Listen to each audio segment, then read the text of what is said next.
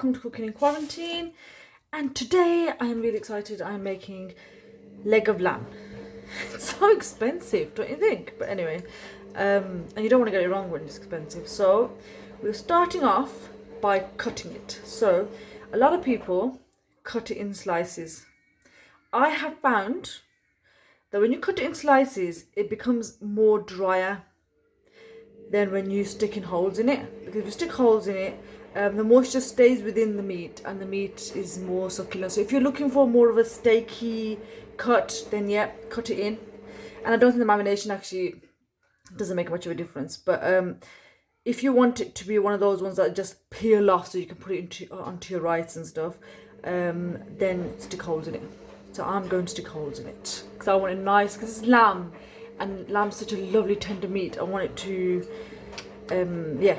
So I'm going to stick holes in it and then I'll let you know. Because this is what I'm doing. I'm finding where the bone is, because that's the bit you want it to be most tender. And I'm just digging a hole in there.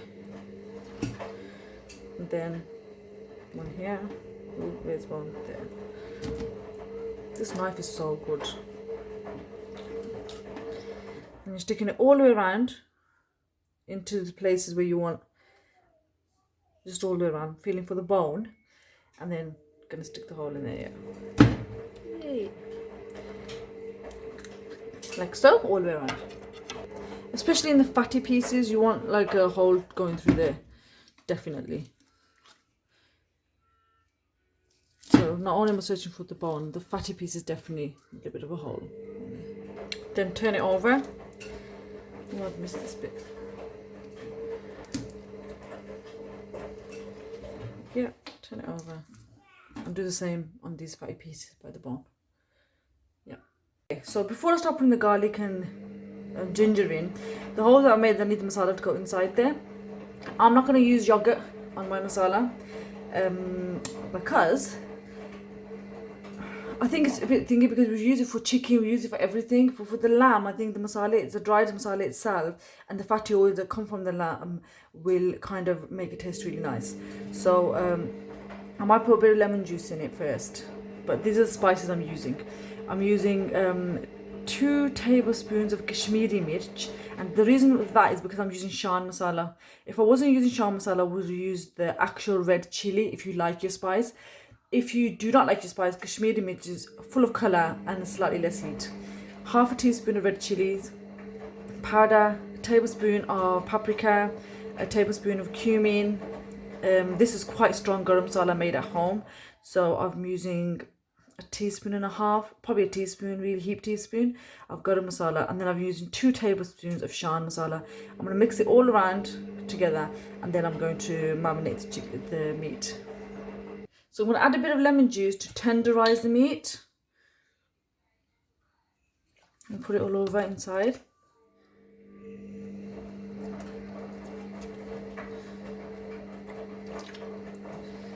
It just, yeah, lemon will help tenderize the meat. Make sure you pop it into the little hole sections as well, all over the meat on this side and the other side. You can use vinegar if you want as well, but that's just your own personal preference. If you are looking for a milder masala, don't put the shan masala in, just put the rest of the spices in. Here they are, lovely. I'm gonna get them, I'm gonna marinate it right in to the masala itself. Let me turn that around so I can show you. That's the main part of the meat, isn't it? So if I get the masala, pop it round, but then also pop it inside. I'm not using oil yet, and the reason for that is I feel because oil kind of acts as a barrier as well. So I feel if I put oil in now, the marinade won't be able to reach the meat properly. So I'm going to marinate it with dry spices first, and just before I pop it into the oven tomorrow, then I'm going to put the oil on. And I do the same thing with chicken. The other thing we are going to use later on, so once we've cooked it all through, we are going to use butter to pop on at the end. So let me just marinate all this. I've got to tell you, I told the butcher to keep a little bit of fat on it, so that's going to help it be nice and fatty as well, but not too much fat on it. And lamb is not as fat as beef anyway. So I forgot to add added in a tablespoon of salt as well, because it wasn't salty enough, and that's probably because I tasted it. So make sure, please make sure, because I put chance on and didn't have much salt was added in it.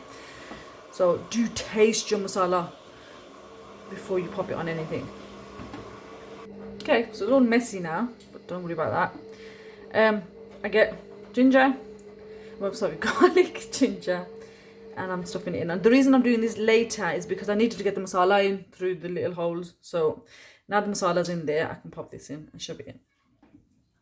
Make sure once it's cooked, try and take the ginger pieces out. I don't like to actually bite into a proper, you know, big chunk of ginger. Garlic I don't mind that much, but ginger, if it doesn't take in, just put the garlic in. Let's stick the ginger in. Yeah. All the way through. And in some of them I'm sticking a full chili in. Yeah. Again, because I've made the holes quite deep, you can't get it through. Stick it in there. All the way around.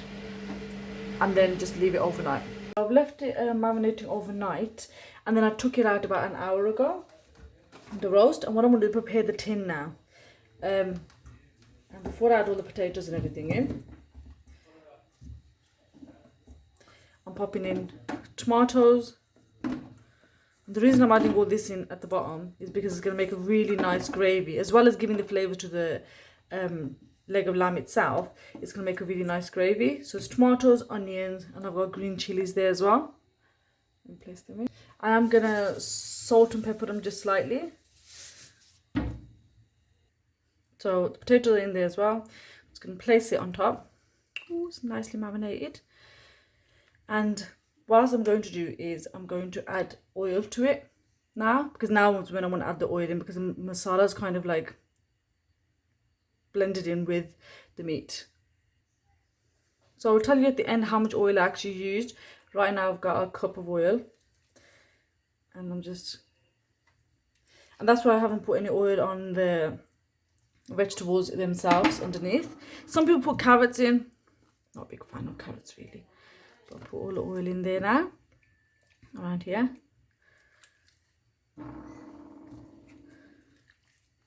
And it's going to slow cook. And then, yeah, so, okay, so then I've got a bunch of coriander. And the reason I've tied it up with elastic is because I need it for flavour, but I don't want it to, in the mixture later on when I take everything out. So I'm just going to place that on top. Anyway, actually. And then I'm going to add in some water so it can give it a good steam to cook. Just around, you don't want to put it on top of the meat.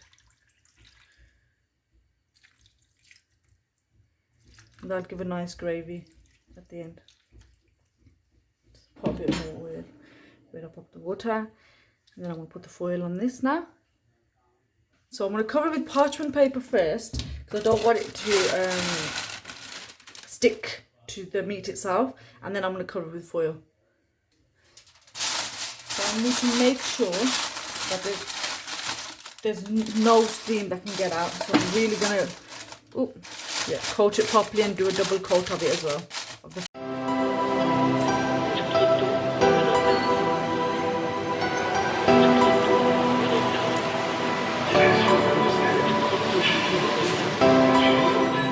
Okay, 5.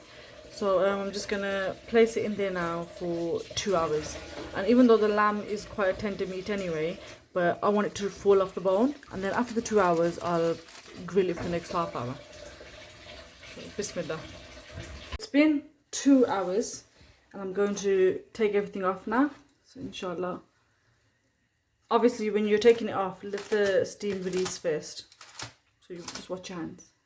So it's come out, and it's literally peeling off.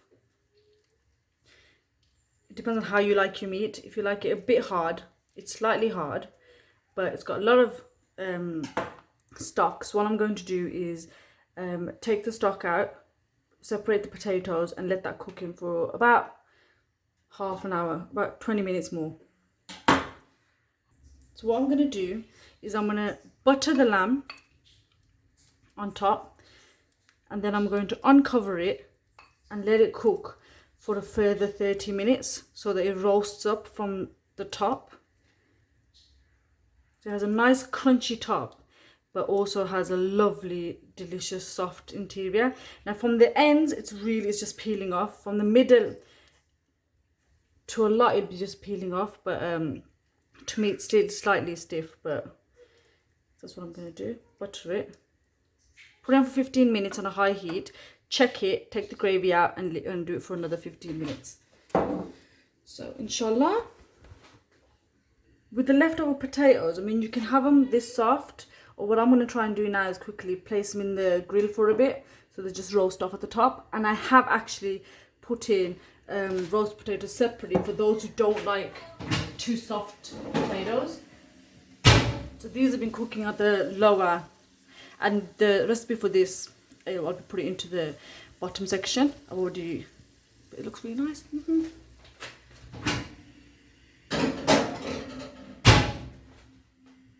Taking it out, hopefully you can see the nice colour. It's roasting away so nicely. So I'm just going to pour a bit of the mixture into the lamb. So I don't want it to dry off after it's proper peeling off. So what I'm going to do now, oh, it's nice, see, it's peeling off. Bismillah. I'm just going to drain out the solution, and what I'm going to do is pop it into a jug and blitz it, and then butter it again and pop it in the oven for a bit longer. So I've popped it back in there now. I'm going to blitz it so it just becomes thicker, and then I'm going to put it back in the pan and try and reduce it. So now I've blitzed it up. It is quite thin, so I'm going to try and reduce it. It might take about 20 minutes to reduce it on a high flame until it starts thickening up. If you have too much and you want to thicken it up but it's not working and you're losing time, you can put a bit of corn flour in it and then it will thicken it up. So bismillah. Alright, so now it's done. Just buttering it one last time and popping it over for about 5 minutes. So I'll put it in another extra half an hour.